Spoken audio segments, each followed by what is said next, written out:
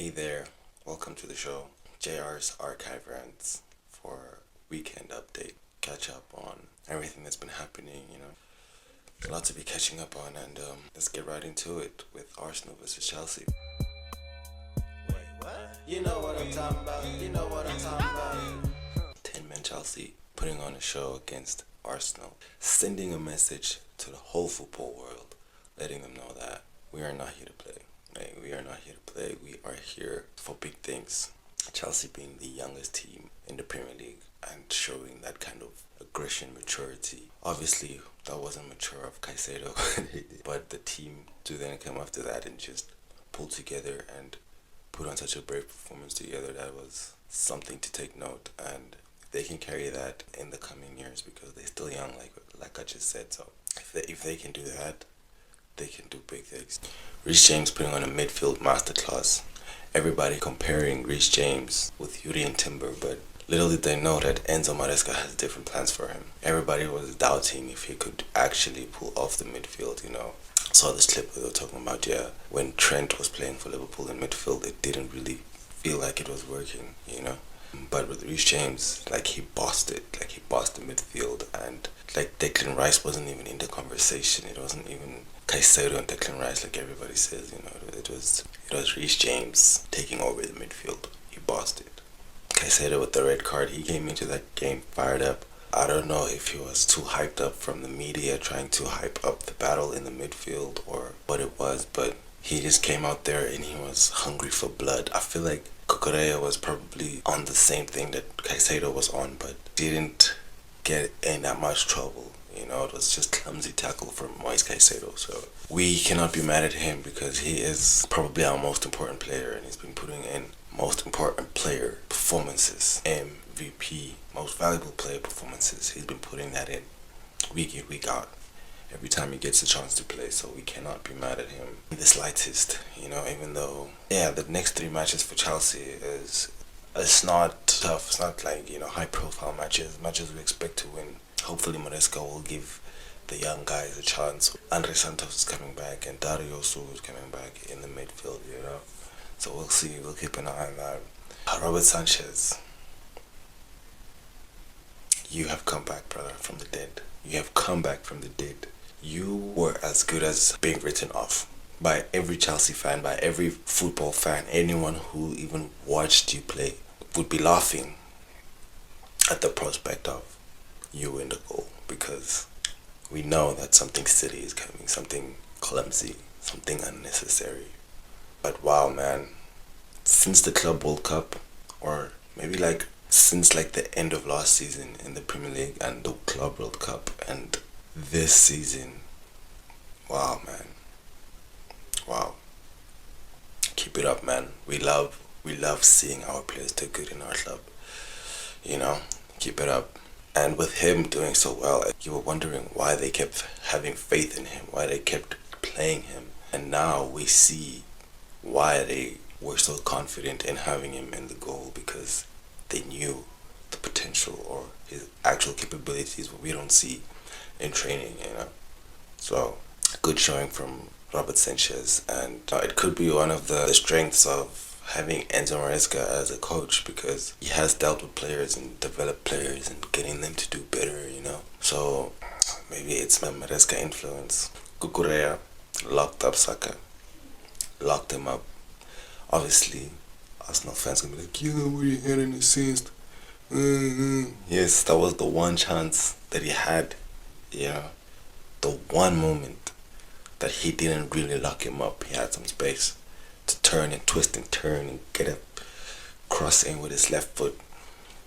And Miguel Merino, the Dark Knight, emerges from the shadows, gets a header in, sneaks in a header there to equalize, to spare Arsenal's blushes. But Saka, I think this match proves that Cucurella is probably the best left back in the world right now. I mean, not probably. I mean, look at it. Look at all the players he's faced, he's come against, and look at the ratings. Look at their ratings on that match. Look at Cucurella's rating on that match. Always locking people up. Always locking people up. Liverpool finally get a win. Finally. finally, even though it's against the struggling West Ham, finally, I'm sure everybody feels relieved for them. Even though some of us would like to see them just go through a little bit more despair. But Isak with the goal, finally getting his first goal for Liverpool. He has had an assist already, but finally gets his goal for Liverpool. Is Isak ready to show us why they paid the 150 mil? Is he ready to turn that leaf? Can Slot trust in him week in, week out, and will he deliver the goods? Let's see. Cody Gakpo also scored just to seal the match, just to give them that little bit of security because one might feel they had PTSD from the matches and thought maybe like it would slip away from them, but they got the clean sheet, they got the 2 goals. And Arne Slot, getting the go ahead from the board, they still want to trust in him. They still want to give him a chance because, not going to pull an Ange on him or they delivers the goods and they sack him. But so, yeah, they are choosing to gamble on Slot. So hopefully their luck won't or hasn't run out in this case. Aston Villa are quietly doing their thing, quietly keeping the standards. Unai Emery having been with this team since 2022 and obviously not always getting the full backing for transfer windows, but he has a pretty good team on his hands. So they obviously didn't have a good start to the season, drawing the first match and then losing a couple in a row. But they came back, they managed to string some wins along their way to getting here against the likes of Spurs, against the likes of Man City, putting 4 past Bournemouth also, 4 goals past Bournemouth. They won their last match against Wolves, against the struggling Wolves, bottom of the barrel, but with a beautiful goal from Wakar Kamara with his left, top bins, clean. They are currently sitting on 4th on the same points as Chelsea, who are 3rd, and they quietly, like, no one's even talking about them being in a title race, but they have the same points as Chelsea. They 1 point behind Man City, same as Chelsea. So I think you should watch out for them, honestly. Man City snuck into second place the same way they snuck a 3rd goal past Leeds. Sneaky, huh? Phil Foden scoring 2 goals, his first goal coming in the first minute. His second goal being Man City's 3rd, which was the winner, coming in the 91st stoppage time, Leeds came back from 2-0. Man City was leading 2-0 at halftime. Leeds came back, making it 2-2. And Phil Foden just spared City's blushes. Guardiola scored the second goal for Man City, and he also conceded the penalty, which ultimately led Leeds to score the second goal. But he has to thank Phil Foden for that. But anyways, are Man City finding their feet again? It's inconsistent, They won now, but they lost. They lost against Leverkusen. So a little bit of consistency would be good. But Man U, Mason Mount scoring Man United's second goal, which ultimately sealed the win for them. Just either the fist pump was, zero aura. Sorry. Anyway. They won against Crystal Palace, Oliver Glasner's Crystal Palace, who I would have thought are going to win that game, considering the type of form, not even just the form, but the team, the way that this team is balanced and has been oiled together. They understand what they need to do more than Man United. Man United may be turning a corner.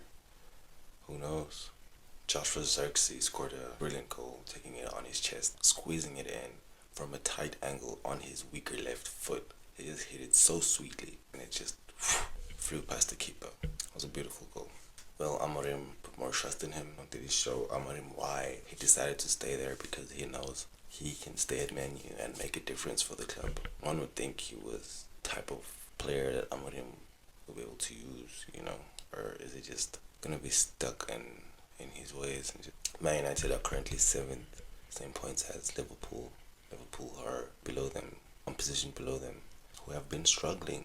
So Liverpool and Man United have been having the same season so far, that should tell you a lot. That should say a lot. But they're not that far off from the top two. You know, I think it's just like maybe 3 points that separates, 4 points that separates them.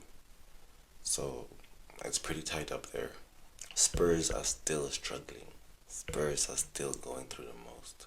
Losing 2-1 against Fulham. They level on points now with the struggling Newcastle, who at least won in their previous match 4-1 against Everton. Malik Thiaw, the defender, scoring 2 headers. You know, unexpected score.